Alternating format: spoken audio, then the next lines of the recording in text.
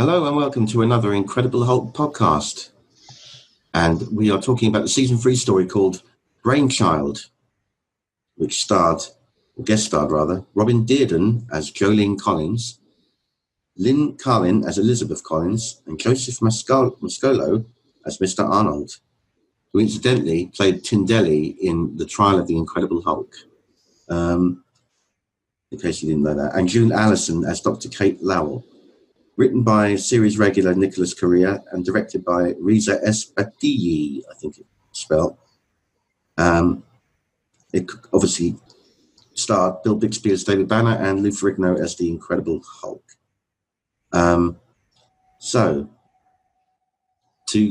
Joining me on this is none other than my friends here. We've got Graham. How you doing, mate? Frank, good to be back, mate. How'd it go? I'm doing good. And we've got Sue and Alex. How are you both? Good, thanks.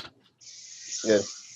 Okay, here it is. Brainchild, season 3. Okay, a young woman who is Jolene Collins, played by Robin Dearden,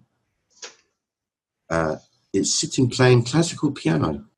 But as we pan back, it seems to be in some kind of lab, you know. There's all like this technical computer equipment around. There's a scientist there, a guy in a white coat. There's a woman with glasses that I think you'll agree, Graham, glasses that Elton John would be envious of. Never mind Elton John. I was getting more Velma is really old vibes for Scooby-Doo. Yeah, or maybe Diana Prince from Wonder Woman. Yeah. I think it was Velma's mum, yeah. Or the other Reardon, no. He did. What was that snooker player that used to have those really stupid glasses, Graham? You know, the ones that went right over. Dennis Taylor. Dennis Taylor, yeah. That's it. She's got Dennis Taylor specs. Yeah. And there's a computer thing there that talks to Jolene, and it's called Max. I was getting Flight of the Navigator / HAL vibes. I don't know why. Bit of that going on, yeah. With that calm kind of voice, yeah. With this computer that she designed, yes, she'd actually like programmed it and put in the hardware, and it was amazing. Like this kid was so awesome. She had the biggest like intellect of any of them. Very clever, she was, yeah. Or a little bit of Knight Rider. A little bit of that as well, yeah. A little bit of that going on, yeah. A little bit of everything thrown in the pudding there, I think, yeah. Yeah, a bit of HAL going on there, a bit of all sorts of like these computer type things that they did a lot of in those days on TV. As I say, it turns out, of course, that she's kind of like a child genius or a teenage genius. She's a gifted kid, but only in certain aspects. She's very naive in others, as we find out. Yeah. You know, certainly on the outside world. You know, she's been there since she was 4 years old. You know, yeah. You know, but that's another interesting aspect of it as well, because you know, it's a bit like, and I don't know whether they were subtly tackling that. I don't know because it was early days. All these kind of conditions that kids had. OCD. You know, the kids have got autism. Savantish. She's a savant. Yeah. Savant. Well, yeah. I'm thinking of like autism spectrum possibly, because she's good at certain things. They when you're autistic, they home in on certain skills, and they're very good at certain things, but they're no good at others. You know, and they can be remarkable artists or whatever. You know, but they can't. Yeah, that's what they call savant. Is it really? Yeah. I mean, the other problem was her family was broken up, and that's part of the episode. And the other fact is, if all they have her do is studying and being, you know, intellectual, which is all very good, but that's not all the dimensions of life.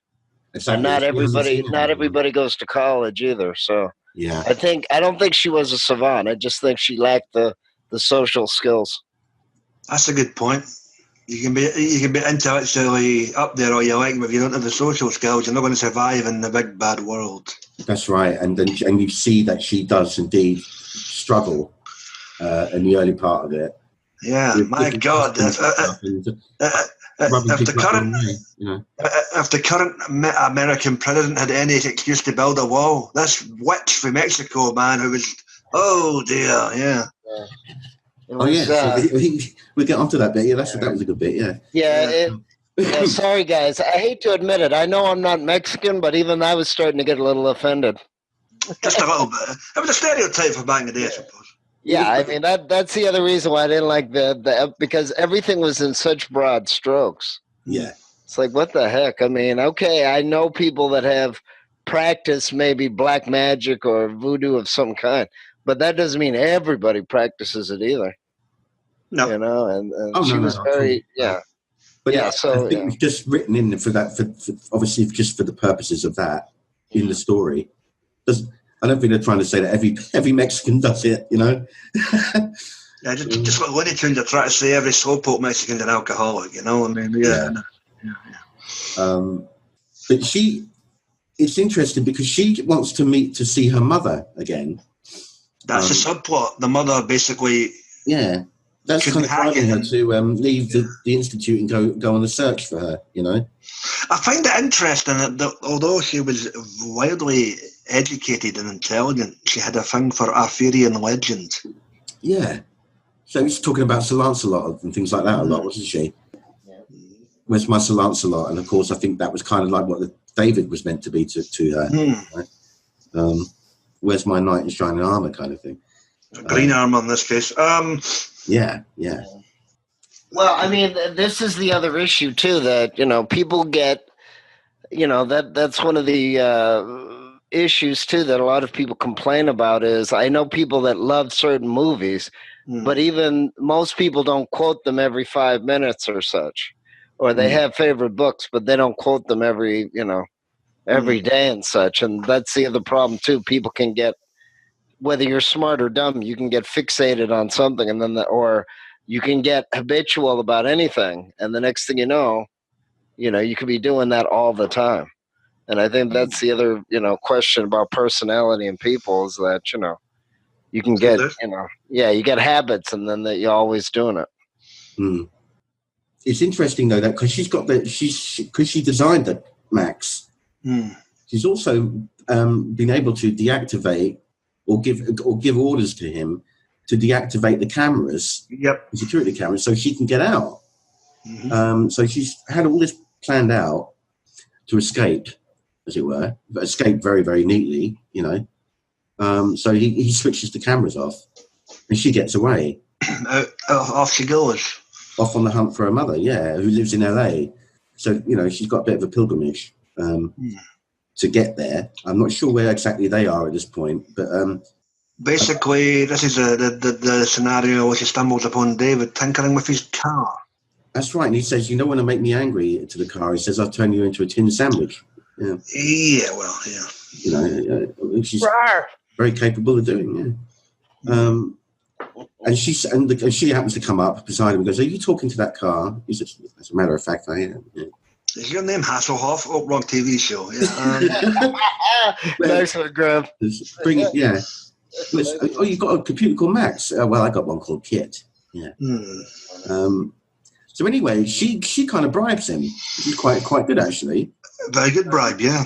Also, I'm quite intrigued as to how, because she was a computer expert, and that she hasn't had that much life skills. How does she know how to start a car? Computer has nuts and bolts. I suppose a car has nuts and bolts, doesn't it? I mean, yeah, I guess so. She never started the car; she just tinkered with the engine. Yeah, she found a way of kind of getting it, moving. Which is kind of, intriguing. So she says, if I'll make a deal, if I can get your car going, will you take me to Los Angeles? Yeah. So eventually what could possibly go wrong? Her thing is that to take me to my mother, not just to Los Angeles, to take me to my mother. To my mother, yeah. And then, of course, David said, his alarm bells ring. He's thinking, okay, you're kind of like a runaway. How old are you?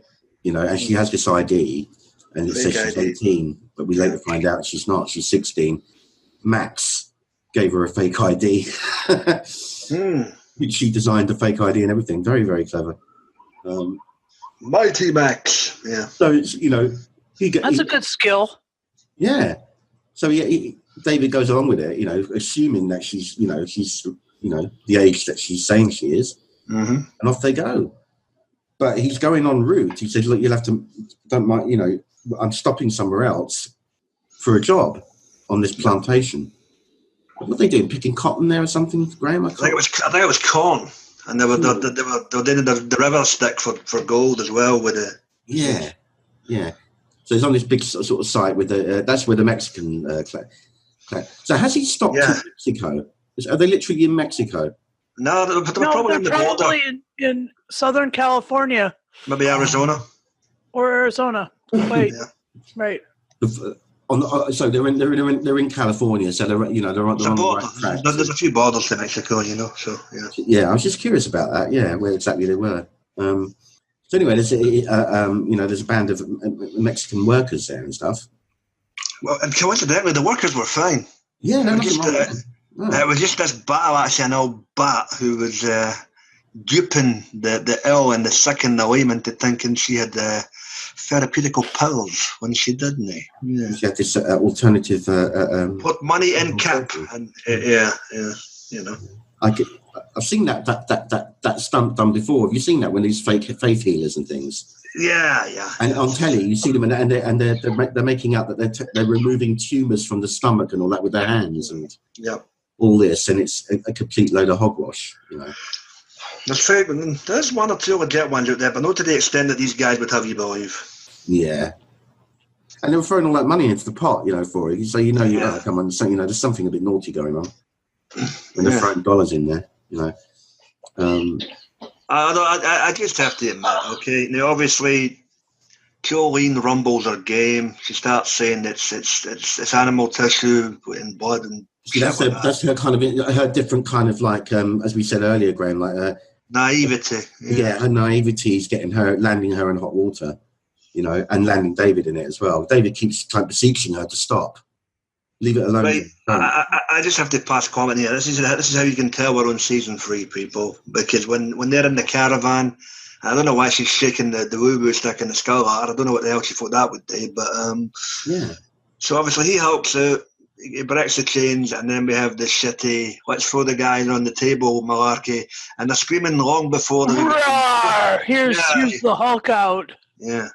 And the poor guys were doing the stunts. It wasn't a visible Hulk out. It was just look at his shoes, and then that was the eyes. You only saw the eyes, I think. It was the eyes. Yeah, all right. This one was the eyes. Then they cut to her being hassled by the woman with the rat. The shoes was the second Hulk out we are on. So sure. Sorry. Yeah, there was just a quick eyeball action, and then it cut to the.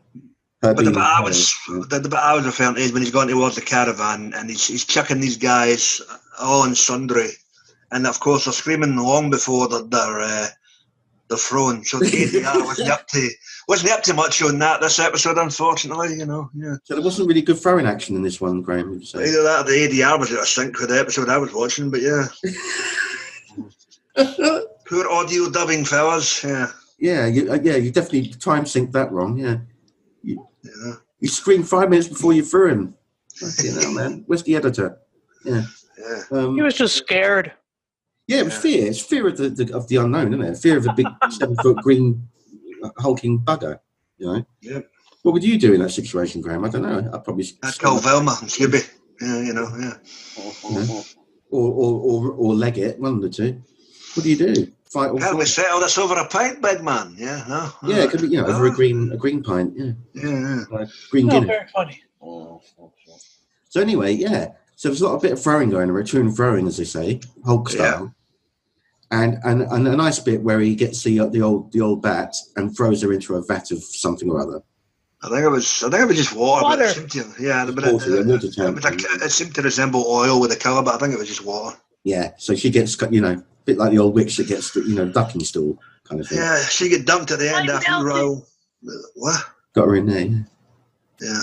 What's that? And so but I like the fact that they kind of mock her. Then the Mexican workers start. The guy pushes her head back down under the water again. And that, Yep.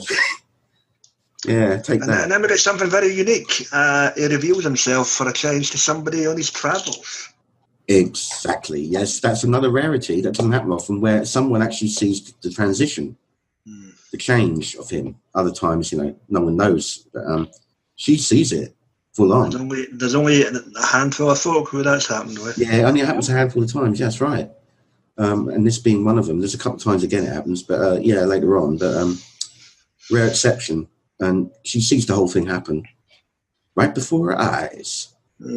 And there he is, and David's back, and she's probably sitting there thinking, "What happened to the wig?" But yeah, she's probably thinking, "Thank God it's it's gone." But she's thankful for small mercies. But she asked him. She said, "What is that? What's the reason for that?" And he tells her it's gamma radiation poisoning. And she said, "Oh, heck! I've been working with gamma radiation." Yeah, and he said that's really great. He looks at her with this hope in his eyes. Well, he actually, I think he says to her, doesn't he? He says something like, "Well, that's really great, but I'm afraid I can't. I'm heading somewhere else, or something." He said, or something like that, didn't he? Or I can't hang around, or you're a minor, basically. I'm getting the hell out of here before I get accused of being something that I'm no. Yeah, that's it. And was this the bit where? Well, he ends up getting accused anyway. But only a kidnapping, no, shall we say, certain other activities. Right. Oh, that's the thing. That's the thing we need to get on. Yeah, that's the bit that's going on at the same, around about the same time as this, isn't it? Yeah, the Institute are lying and fabricating a kidnapping. Yeah, and the woman's kind of not too happy about going along with that. The doctor. That was mum. No, she's not happy about it. No. In fact, she's very much more sympathetic to the girl than this other guy is. This other guy's just like. To be fair, ask questions later, kind of thing. The German scientist in the lab finally came round as well when he was on the phone to her in the car. He did. Yeah, that's right. He said, "Look, it's not fair that she should go and see her mother. She should be having a normal life out. That kind of thing." Yep. So they're coming around to it quite quickly, but this other guy is not, and he's causing problems. So well, to be fair, he didn't put up much of a fight at the end, but we'll get to that. But now, of course, they're back in the car, David and. At one point, he's going to turn her in to go to the police station because she's going to say, like, "I'm going to tell them about your problem if you don't, take me or help me." And he said, "I can't stop you. If you want to do that, fine." But they get there, they pull up just near this police station. She goes up and has cold feet and comes back and says, "I can't do it." So that's that. But the police spot them, don't they? They see they've got a picture of her, like a. And here's where Smokey and the Bandit begins. Yeah, the old car chase again. Yeah. With the old. Or is it the Dukes of Hazzard? You decide. Yeah. We get the old banjo music, playing. Yeah. And all that, yeah. And he totals the car in the process. And you thought at that point, Hulk out number 2, but it wasn't. No. It was a red herring, that one, or a green one. And he didn't Hulk out, no. They just crashed into a cornfield. And as it turns out, they have to go on foot now the rest of the way. Yes. And that's the difficult bit, yeah. She said that she couldn't even fix his car because the drive shaft and the interlock to the transmission were on the ground right there. Exactly. At that point, they were well and truly shafted. Dry shafted, yeah. So it's a pity, really. So of course we don't see what happens to them, but we assume they must have hitched the way to LA. Well, they made it obviously because the next time we see them, they're walking about the streets of LA. They're in LA, yeah. So they miraculously got there. Obviously hitched a few rides.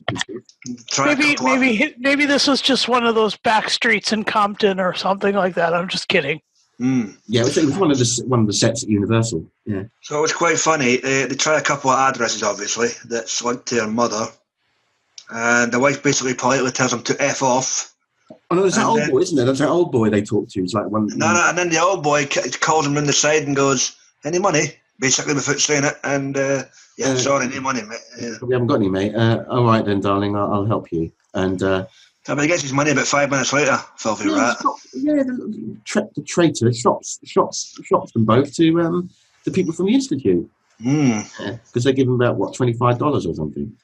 But during that exchange, you find out that her mother was evicted. She's moved into a slummier hotel and changed her name.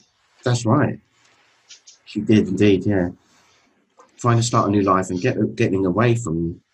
She never felt, never felt connected to her daughter anymore because of the intellect and stuff. And you don't belong in this world, kind of thing, There you go. So there's kind of an emotional thing going on there between the two of them. The exchange upon the first meeting after, what is it, about 15 years or something? I mean, she's not having any of it. She just wants to get the hell on out of there. Even though he's slapped to the face, doesn't he? Well, she does. Well, she cries eventually, yeah, but not at that point. She said, I'm not crying. And, and she said, that's why you were so different to us. You don't convey emotion like us. That kind of, all that, and... Yep.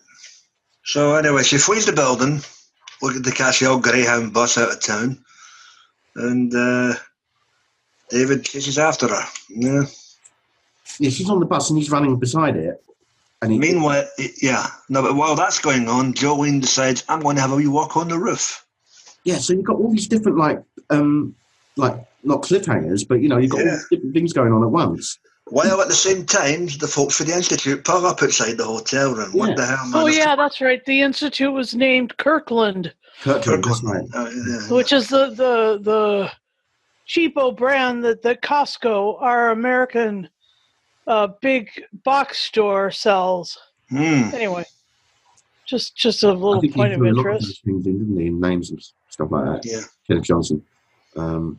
But it's interesting that you've got various things going on at once. All these perils going on. Mm-hmm. You've got David trying to get the mother to come back. Yep. You've got the cops turning up. You've got the Institute guys turning up. You've got Jolene on the roof. Yep. It's all kicking off. You're supposed to keep track of all that shit, man. What the hell? And Jolene was just like, I don't want to be here anymore. She just felt that she couldn't. Really... Unlike David Tennant, she wanted to go. Yeah. Oh, yeah. Topical. But it's true. Yeah, she just felt like she couldn't. She wanted to be loved so much and accepted so much by her mum, and the fact that she was being kind of like spurned from her again at that point, anyway, at least, was too much for her. She felt so different, and essentially, David goes chasing, and the FBI decide to chase after. There's a few bullet shots, and then we have the Hulk out that Sue referred to earlier with the boots. That's right. And then he just rips out of his shoes. That's quite an interesting Hulk out because he's actually on the move while he's hulking out. He's running. Yeah, I mean, I thought the bullet grazed him, but I guess not. I think one dead. And then, of course, it was a lot of melodrama as well. I was like, oh my god, man, what is this, a soap opera now? It's just it was like an awful lot happening in that, just in those few minutes. Like all that stuff was happening, and all culminating in him changing and running back to the building, to rescue Jolene, while all the other lot are going up, running up to the roof. The Institute cops, the mother. Yep. Mother comes back. Oh, the Hulk does. That's it. The Hulk breaks into the bus, doesn't he? And takes the mother out. Yep. Yeah, grabs her. Huh? Grabs her out. I tell you, boy, she better consider herself lucky. It isn't the '80s or the '90s because that would have been Hulk aided child support or something, huh? There you go. And what does the Hulk do? Yeah, Hulk make you pay child support. Yeah. Where does it take you? Up on the roof. Yeah. Talk about when that whole world starts getting you down. Yeah. He crashes through the door there, and then and holding the mother in his arms, and Jolene is teetering on the edge, as they say. Mama on the roof. He places Mama next to her, and Mama beseeches her child to not jump. Basically, does bring her around, and they both start crying.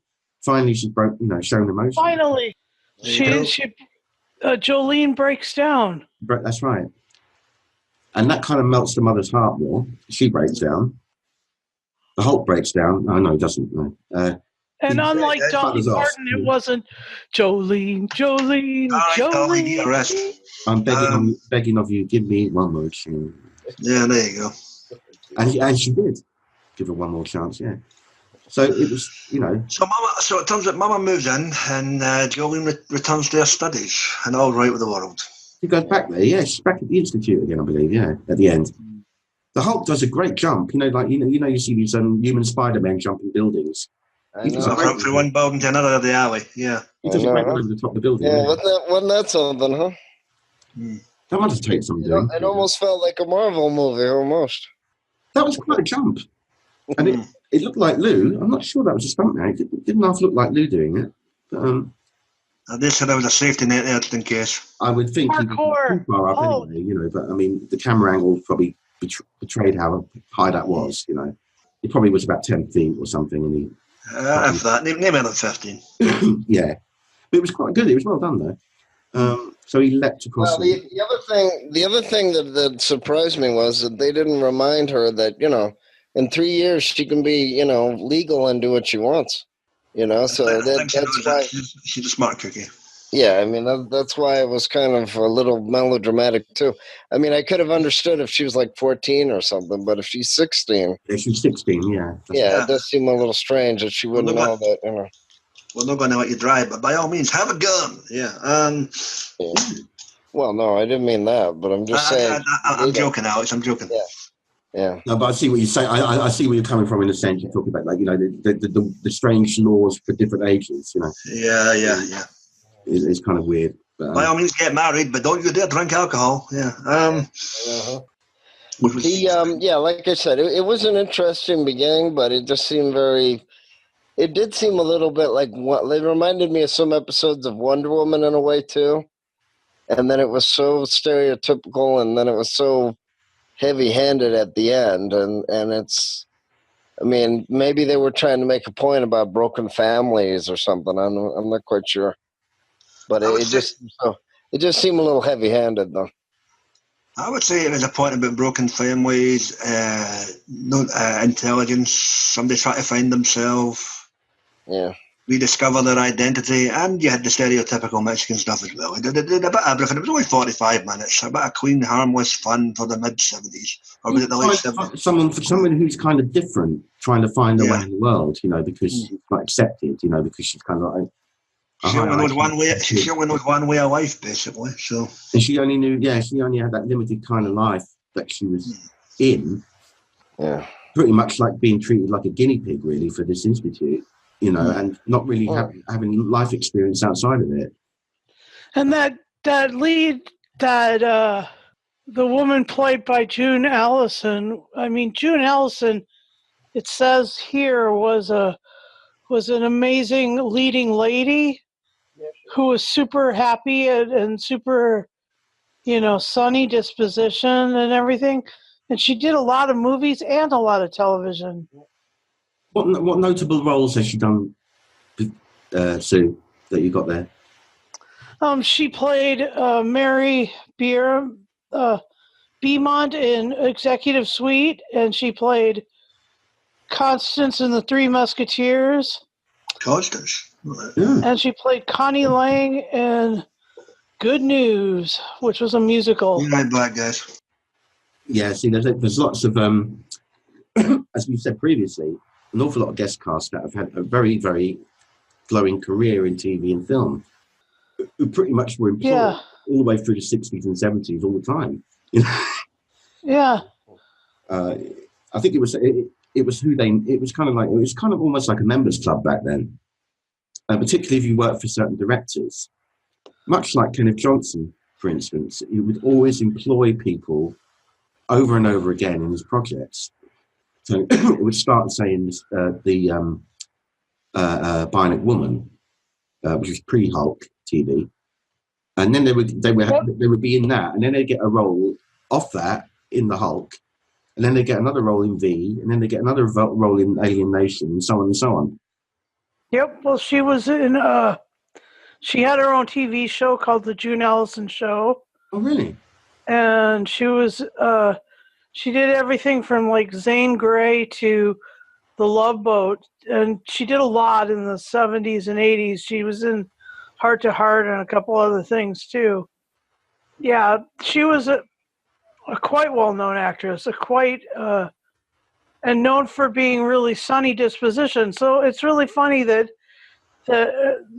she played this character in Incredible Hulk. I mean, she was just like, completely playing against her type. Fun. It was cool. And I've never heard of Robin Dearden. I don't know if she ever did anything after this. I think she did. Oh wait, she was in Breaking Bad. She is. Let me think now. Hold on. Oh, weird. There's a connection. Hold on. Let me think. There's a connection to Breaking Bad. I'm trying to think. I don't know if it's to do with Robin Dearden or not. There is an actress that was in The Hulk that is married to Bryan Cranston. Was or is? Is. I don't know if it's Robin Dearden. But one of them is. One of them who I was approaching to be on this. But it might be. They're probably a similar age. Yeah. The connections are really odd like that. There's a lot of connections I've found like this when I'm going to try and get to approach an actor to interview. Mm. The connections with their marriage, there's Hulk connections all over the place. It's quite weird how it's crossed like that, Mm. Bryan Cranston's been married to Robin Dearden since 1989. They are Robin Dearden. That's it. Yeah, I knew there was a connection. Oh, okay. So that's where that connection is. That's the connection to Breaking Bad. But I think she was in one episode as a guest star in Breaking Bad as well. Holy crap! 30 years they've been married. Wow. Okay. Yeah, that's good going. For Hollywood, Hollywood actors. It's the two degrees of Bixby movie. We've heard of 6 degrees of bacon, but now we got 2 degrees of Bixby. 6 degrees of bacon. Yeah. Having bacon. Yeah. He got the trimming. He got the trimmings. 5 boom. Yeah, there you go. So, all in all, guys, what is your summarization of this particular episode? Nerdy girls, will rule the world. That's just my theory on the subject. It has an interesting idea. It's too bad they couldn't have been written with a little bit more, not so much stereotypes, and then the melodrama at the end. I mean, I know we all want to know about our families, but for goodness sake, you don't threaten to jump off a roof. So that part might have been a little overdone. For me, I overlooked all that. This was 45 minutes. I had various threads running throughout. All right, we can have a wee bit of wine about the stereotypes, but everything's a byproduct of its time, and this was the mid-70s when this thing was filmed, so you just got to overlook that and say, bang up job for 45 minutes of television. Yeah. So that was Brainchild, guys, and I'd like to thank you all for being here with me. So thank you, Graham. It was a pleasure, mate. Until next time. Stay away and stay green. And thank you, Sue, and thank you, Alex. You're welcome. Thank you. We will be back for a new Incredible Hulk podcast, of course. Until then, whatever you do, don't Hulk out.